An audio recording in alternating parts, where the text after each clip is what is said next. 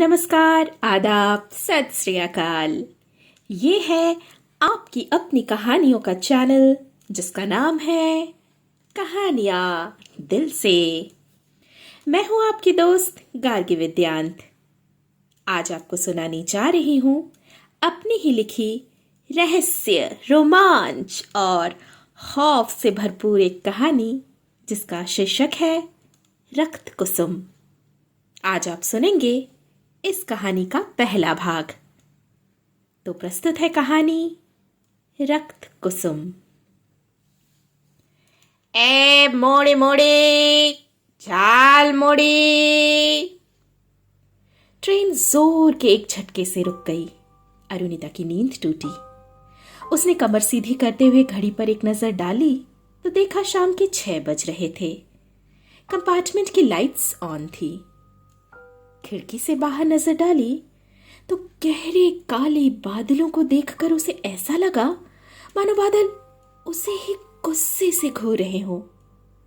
उसे अचानक घबराहट महसूस होने लगी। जल्दी से खिड़की से अपनी नजरें हटाते हुए उसने एक ठोंगा हरी मिर्च वाली चटपटी झाल मुड़ी खरीदी और ठीक अपनी सामने बैठे बुजुर्ग से पूछा, विष्णुपुर पहुंचने में अभी और कितनी देर है? अभी आधा घंटा और लगेगा शायद, बुजुर्ग ने उत्तर दिया। कोलकाता से अपने सफर की शुरुआत करते हुए वो बढ़ चली थी अपनी मंजिल, गोल पहाड़ी गांव के प्राचीन टेराकोटा मंदिरों की ओर।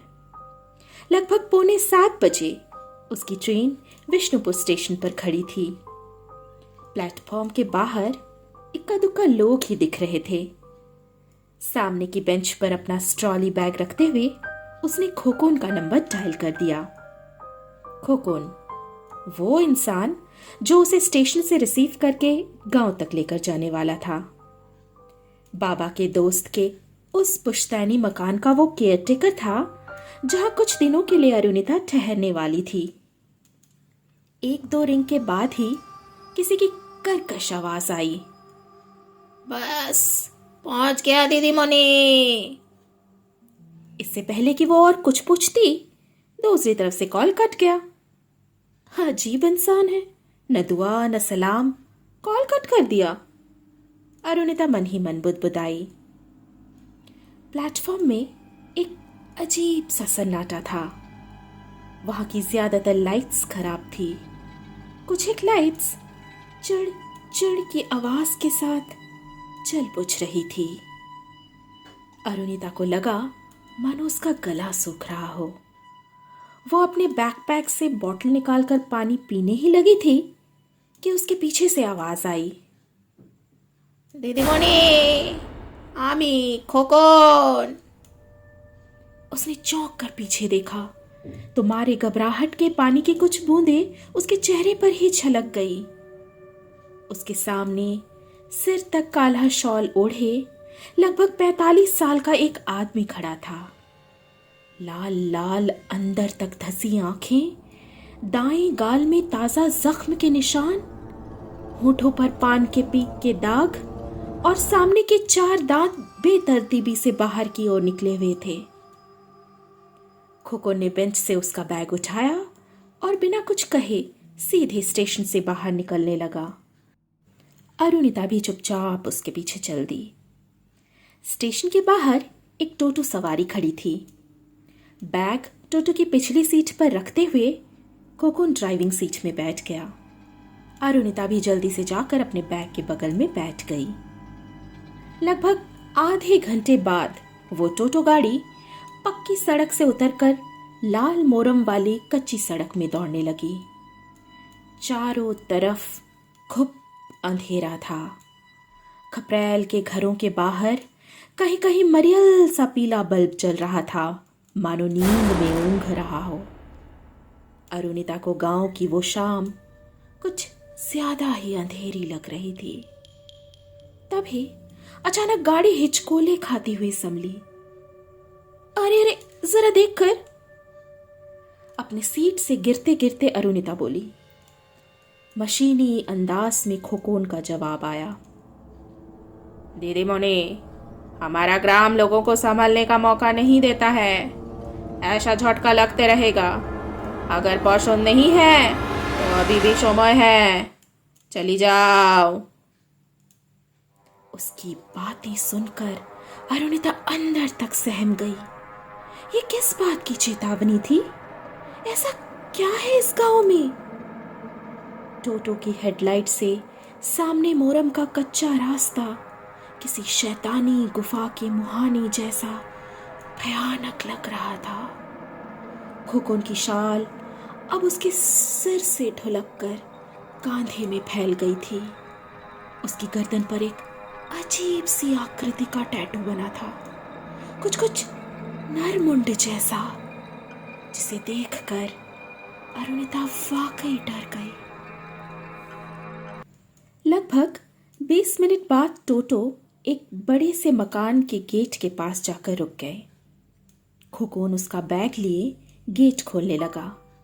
सामने लोहे का एक विशालकाय गेट कर की आवाज के साथ खुल गया, जिस पर बांग्ला में लिखा था इंद्रालय। जैसे ही उसने गेट के अंदर कदम रखा, दूर से कुत्तों की रोने की आवाज आने लगी। जोर से बिजली कड़की और अचानक लाइट चली गई। तभी खोखोन ने किसी को पुकारा, पिशी, ओ पिशी।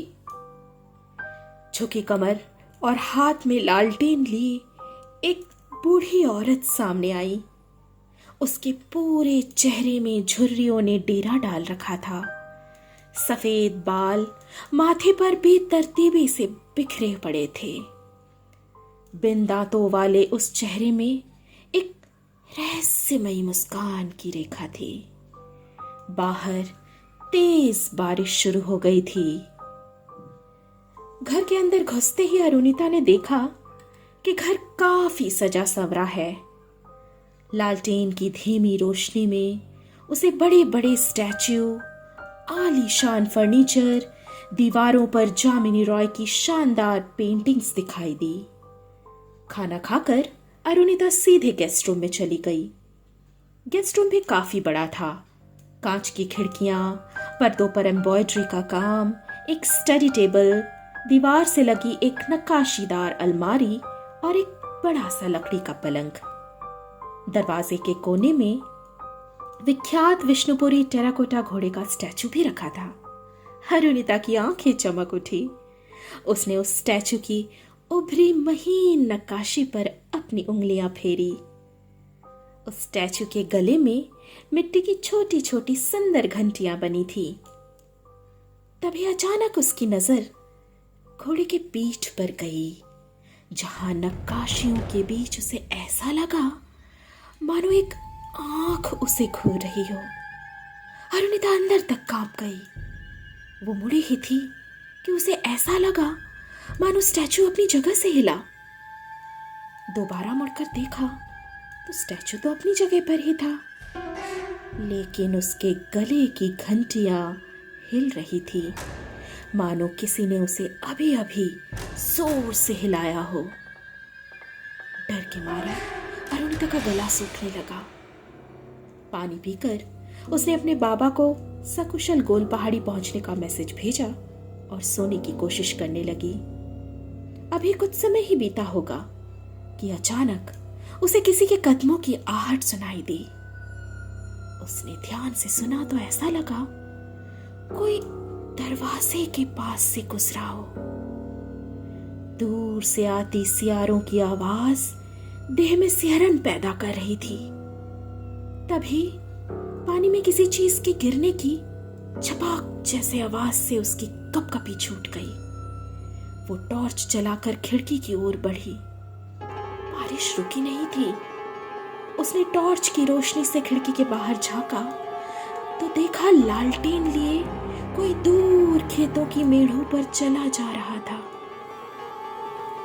पीशी? अरे ये तो पीशी ही है। इतनी बारिश में कहाँ जा रही है?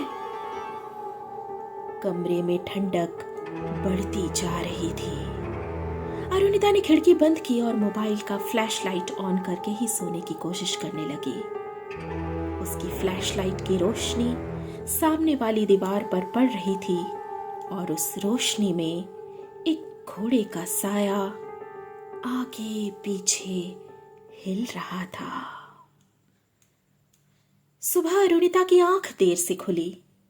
रात की घटना का डर अभी भी उसके चेहरे पर चिपका था। नीचे नाश्ते के टेबल पर उसने पूछ ही लिया, पीशी, कल रात बारिश में तुम अकेले कहां जा रहे थे? ये सुनकर पीशी थोड़ा असहज हो गई और बात बदलते हुए बोली, ओ देखो, तुमसे मिलने रिमली आई है। इस बिन माँ बाप की लड़की को हम गांव वालों ने बड़े जतन से पाला है। बस देखने में ही बड़ी लगती है, अकल अभी भी बच्चों वाली है। सामने 12-13 साल की एक लड़की खड़ी थी और अरुणिता को ही टुकुर टुकुर ताक रही थी। क्यों रिमली, मुझसे दोस्ती करोगी? सुनते ही रिमली दांत निकालकर हंस दी। तभी सामने से खोकोन मछली पकड़ने का जाल लिए आता दिखा। उसे देखते ही रिमली भागकर पीसी के पीछे दुबक गई। खोकोन ने बताया कि आज रिमली ही उसे मंदिर घुमा लाएगी। नाश्ता करने के बाद अपना बैग और कैमरा लिए अरुणिता निकल पड़ी रिमली के साथ टेराकोटा मंदिर देखने। ये मंदिर 18वीं शताब्दी के मल्ल राजाओं ने बनवाए थे। झोपड़ी के आकार वाले ये मंदिर बेहद खूबसूरत थे, जिनकी दीवारों पर पौराणिक काल की घटनाएं और नक्काशियां उकेरी गई थी। गांव वालों से पता चला कि सारे के सारे मंदिर राधा कृष्ण को समर्पित है। दोपहर तक 3-4 मंदिर देख लेने के बाद लौटते हुए चाय की एक गुमटी से अरुणिता ने अपने लिए चाय और रिमली के लिए बिस्किट का एक पैकेट खरीद लिया। वहीं बैठे एक बुजुर्ग से पता चला कि पिछले 1-2 सालों से सभी मंदिरों से मूर्तियां रहस्यमयी ढंग से अदृश्य होने लगी हैं। यूं तो केवल श्यामराय मंदिर में ही इकलौती मूर्ति बची रह गई है। श्यामराय मंदिर का नाम सुनते ही बगल में बैठी रिमली अचानक से उठ खड़ी हुई। उसके चेहरे के हाव भाव अचानक बदलने लगे। अरुणिता ने जैसे ही उसके कांधे पर हाथ रखा, वो शांत हो गई। चाय वाला चाय छानते हुए बुदबुदाया, वो मंदिर श्रापित है, दिन में भी वहां कोई नहीं जाता है। श्राप? कैसा श्राप? अरुणिता के मन में ढेरों सवाल उठने लगे। क्यों रे रिमले, श्यामराय मंदिर नहीं दिखाएगी मुझे? उसके सवाल पर रिमली ने जोर से ना में सिर हिलाया और देखते ही देखते भाग गई वहां से। पर मन में उठ रहे सवालों का जवाब ढूंढने अरुणिता अकेले ही चल पड़ी श्यामराय मंदिर की ओर। क्या सचमुच श्यामराय मंदिर श्रापित है या फिर ये गांव वालों का मात्र एक वहम है? क्या है श्यामराय मंदिर का रहस्य? जानने के लिए सुनना न भूले इसी कहानी का दूसरा भाग। तब तक के लिए मुझे दीजिए इजाजत। धन्यवाद।